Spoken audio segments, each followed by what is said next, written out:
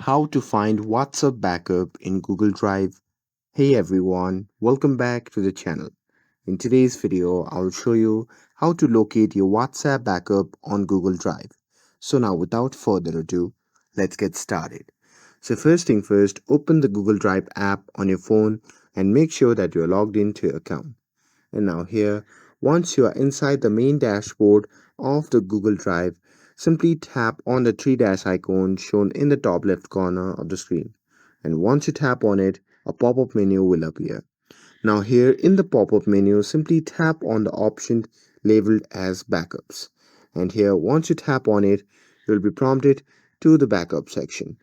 Now here in the backup section, you should see your WhatsApp backup listed right there. So if you want, you can just tap on three dot next to it to either delete it or just turn off the backups. And that's all there is to it.